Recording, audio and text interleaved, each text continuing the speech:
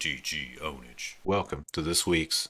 What are we doing again? We're checking the prices of MTG cards. That's what we're doing. We're looking at cardboard prices. And we're back for week 4. It is currently April 22nd. And what has been moving this week in this weekly episode that we're doing? All right, let's take a look. We're going to go through some of the tournament formats and look at the cards in those formats. And then I'm going to look at some custom stuff, talk about some things. And yeah, you'll get an idea of where the trends are moving for the week. We're going to start this off with standard. As you probably know, Streets of New Capenna is coming out real soon, and all sorts of things are going a bit crazy right now. And I forgot part of my intro.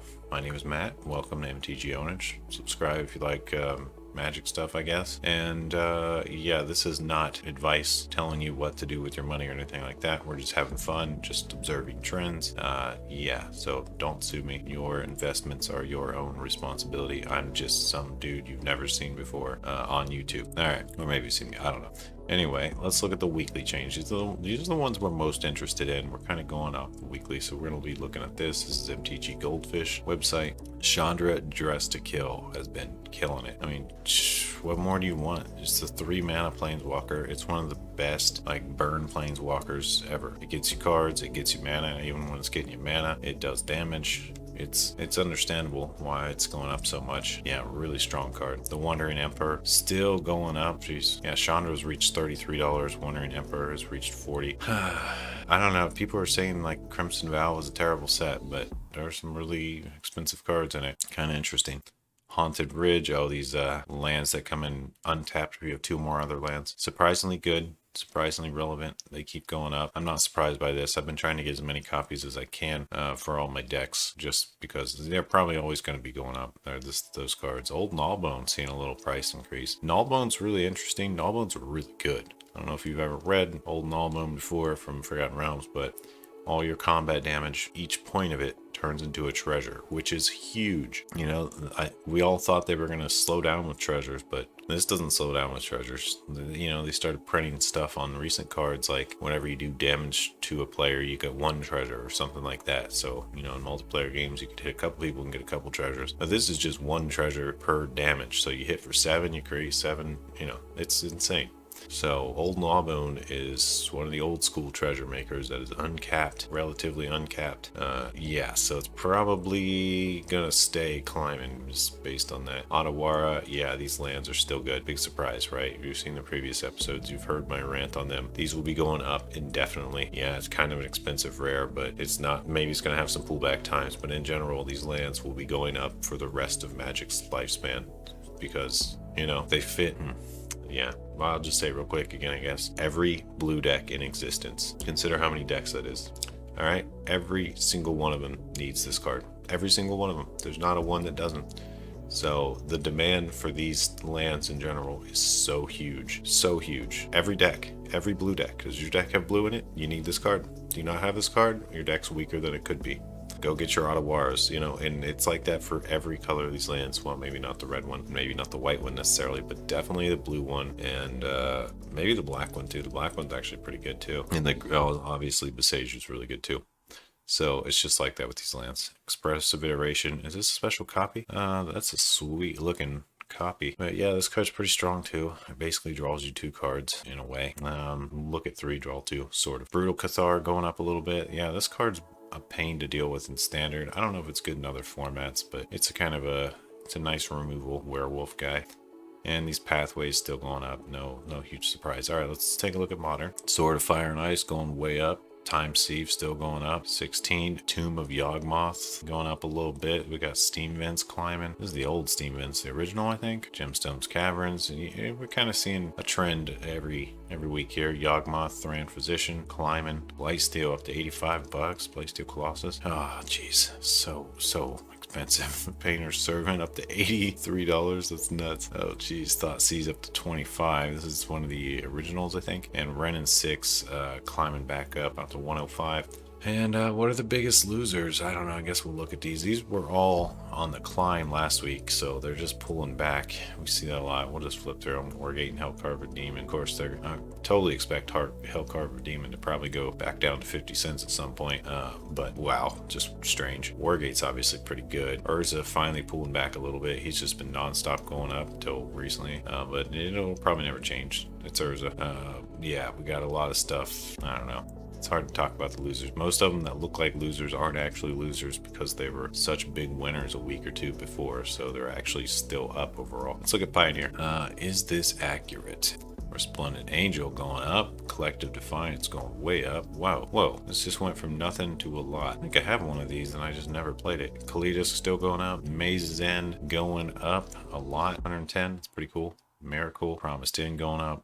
Eidolon of the Great Revel. Ozla still going up to 24 now. Great Henge still climbing. We're almost 60. Golos climbing back up to $9. You know, this card, Golos is only down because they banned it in Commander. And did they ban it in Modern? I forget. But yeah, big ban target is just too strong. And Revel and Riches still is going up some. This card is probably always going to be going up. It's pretty good. And we have some pullbacks for a lot of stuff from last week. Might be a decent time to pick up some of these. Oh, Twilight. I've been actually trying to get a Twilight Prophet for a while. It might be a decent time, it looks like. Same with Scarab God. So yeah, these are all pulling back a little bit. Notice the going up percents in general are always like insane looking, like 758%, 110%, 63. You know, they're huge. And the down percents, the top losers, are generally pretty small losses, which kind of tells you if you just like invest in cards, what tends to happen with your collection.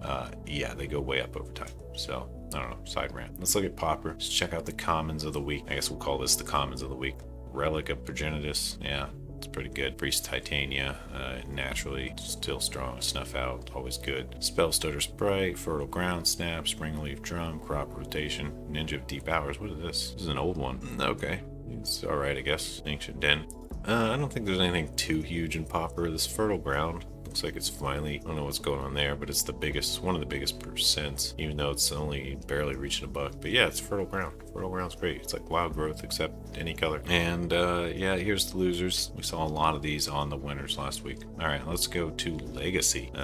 Boy, I don't know even what to say about these. These are just so expensive. But yeah, Moat went up 43%. That's huge. Island of Walk went up 15%. Tabernacle went up 6%. Mox Diamond up 20%. Oh my goodness. Mox Diamond. Will you ever settle down? Mizra's Workshop up 2%. Savannah Alliance, unlimited copy. Got Guardian Beast. I have no idea what this card does, but it's $1,000 card. What even is it? I'm literally not going to try to read that old copy, but I've never heard of anyone playing this. It's probably just one of those reserve list. Yeah, it's reserve list cards. You know, we got Badlands, Underground Sea, and Vesuvian Doppelganger. So yeah, this doesn't, I usually look at the revised dual lands. They're just more in my budget personally, but the unlimited ones tend to move a lot more sharply. We'll talk about some of the revised ones later. Yeah, here's the stuff coming down a little bit off the old legacy list. Candelabra, Fork. Yeah, you can see them here. I don't think we need to talk about these too much. All right, let's look at the banned cards or vintage. Well, you know, last week it was just a full list of banned cards. These aren't vintage cards. Well, I mean, they are vintage cards, but they're not legal in vintage. So I really don't understand what this list is supposed to be. I guess it's just old cards. I thought it was tournament formats, but I guess it's not, because you can't play Dark Pact in any format, or well, maybe some of these you can, or Demonic Attorney. These are anti-cards. All anti-cards are full banned. Why are they on this list? Don't know. Anyway, pretty sure Chaos Orb is banned too. But yeah, some small movements here. This is a Homelands card. Temerian Fiends went up to $1.85. It's a reserve list. Okay. What? Oh, it's another anti card. These are just all anti cards, I think.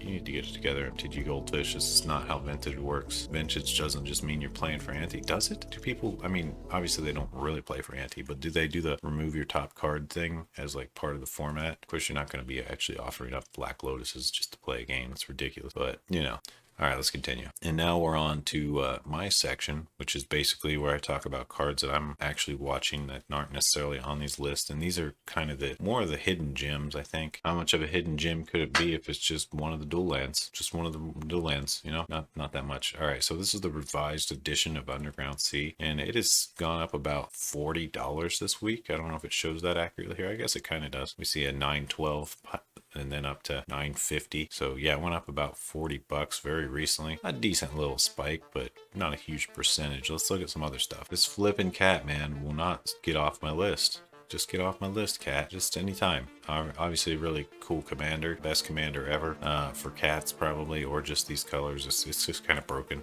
But yeah, as you can see, you know, it was minorly on the list because of all these little slight movements, but just suddenly went up to like 80 bucks, 78 bucks. So I had like a $20 price increase since last week. Very huge sudden movement on the cat. Arbu, Roar of the World, and just such, you know, gotta love this art. Let's look at some of these other arts. I think there's Commander one, old Commander one. Art's not as cool as this one, but you can still grab this one for like $6. So if you just want the card, you don't have to pay 80 bucks for it. You can get it for pretty cheap. And I would not be surprised if this one follows suit and goes up soon too. So not my technical advice, but you know, probably not a bad one to do a little snag on. Don't be mad if it tanks. Odds seem pretty good though for this one. I'm not gonna pull them up here, but like Bayou and Tundra from Revised are also going up, and Wheel of Fortune, Tropical Island. Yeah, the dual lands are all doing fine. They're all doing fine. All right, don't worry about them. Let's see what else I got on my list that's interesting. We've talked about most of these already. It looks like Sylvan Library is on the list of cards going up pretty significantly too. There's a decent amount of printings of this card recently, but as you can see, it's been on a pretty steady up climb. It's very popular. One of the best green card advantages cards that keeps working for you, and it's so cheap. This card is, I'm surprised it's this low, to be honest. So you can see it's been printed quite a bit. Commander Collection, 4th edition, 5th edition, and some other stuff. Commander's Arsenals, and we got all this promo stuff. But let's see here, the old Legends copy being the old school most expensive one. But yeah, this card has been steadily climbing as well. Tekanuma Abandoned Mire has been pretty hot recently. We don't see much activity on the non-foil base one, sitting at about $4. But these foil copies, especially this extended, let's see, extended foil. I don't know, one of these, maybe it's this one. Some of these have been moving a lot more sharply than others. This one's not huge. Where's the, let's see, extended, this one, the borderless foil one. This one's been moving the most recently. The pretty steady climb up of a few more bucks. But yeah, this card has proved to be strong. It's, you know, you can see what it does. It's sort of like, you know, mills you for 4 and then you get a creature back. So basically you can channel it to kind of draw a creature almost. It's really not bad. And, you know, Black often wants to mill. It's probably being played in a lot of modern decks right now. Let's see what else is big. There's a lot of, you know, couple dollar going up. One that's not on any of these lists is Disorder in the Court. Now, I don't know if this is related to the whole Amber Heard and Johnny Depp thing going on, but it's fitting. This card's also instant, and it exiles X creatures, and then you investigate that many times. The creatures come back though. However, if they're tokens or something, they're gone for good, and it's a great way to stop some attackers so people don't get their triggers and stuff like that. So an interesting card. I haven't played with it yet to see how it feels, but you can see how it could have some good shenanigans. I bet it's Hanada. Is it not Hanada? However you spell it. Nada? Yeah, this card has been making all sorts of things move that has X in their cost. And, you know, this is kind of old news at this point, but it basically makes all these X multi-target things, like that card we just looked at, target any number of things for just the 2 mana. So you can target like everything on the board for just 2 mana if you have Hanada out. So stuff like that, you know, that's one of the reasons why you just hang on to cards, in my opinion, because suddenly something gets printed and all these cards that were not very good suddenly become broken, and you can never really predict this stuff. Even the worst cards find a way to break the game at some point eventually. So it's interesting. That's one of the things that makes this game super cool, in my opinion. Let's see. I've got a lot of other couple dollar movers. Not a super busy week, but overall been pretty good for Magic. Magic's been on a pretty big uptrend. Wizards of the Coast is increasing their prices, I think I heard someone say. We got new Capenna coming out real soon. People are already cracking boxes, but I think the technical release is the 29th. Correct me if I'm wrong. Commander Legends coming out, the Baldur's Gate, more D&D stuff. Pretty exciting times. A lot of cool stuff coming up. But yeah, I think that's it for the recap. I'm going to rattle off a few more cards here for the end of this that are just moving up some. I like to do this at the end because I could talk about these endlessly and pull up stuff, but after a while it's just like, all right, you're just kind of saying $2 cards over and over. So I'm just going to name off a few more things here. Lion's Eye Diamond from Mirage going up, about a $10 increase this week. Let's see, what else have we missed? Hingegate Pathway, another pathway, a foil copy. The foil copy in particular is going up the most. Force of Will from Alliance is going up some.